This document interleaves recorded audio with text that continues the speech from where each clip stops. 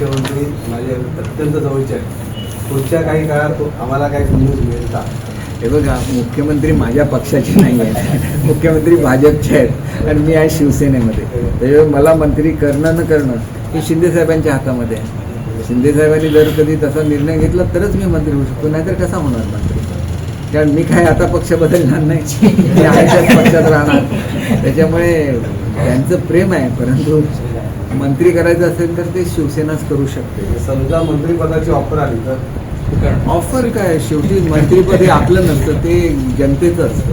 ते जनतेचं तो विचार शेवटी झाला पाहिजे. तुमचं नॉलेज किती आहे, तुम्ही मंत्रिपदावर असताना काय काय कामं केली, याचं असेसमेंट कधीतरी व्हायला लागतं. ज्यावेळेला मी राज्यमंत्री होतो त्यावेळेला फडणवीस साहेब केंद्रीय ह्याच्यामध्ये कॅबिनेटमध्ये 1 नंबरला होते आणि राज्यमंत्र्यांमध्ये मी पहिल्या क्रमांकावर होतो. आणि तेवढं मी सिन्सिअरली काम करतो. आतासुद्धा मी मंत्रिपदावर असताना किती कामं केली हे सगळ्यांनी त्याचं हे केलं पाहिजे. शिक्षण खात्यामध्ये किती आमूलाग्र बदल झाले हे सगळ्या जनतेने बघितलेलं आहे. मराठी भाषेमध्ये सगळं जे काही मिळालं ते माझ्याच काळामध्ये मिळालेलं आहे. मग ते मराठी भाषा धोरण असेल, आंतरराष्ट्रीय मराठी परिषदा असतील, त्याच्यानंतर अभिजात भाषेचा दर्जा असेल, तर हे सगळं त्याच काळात घडलेलं आहे.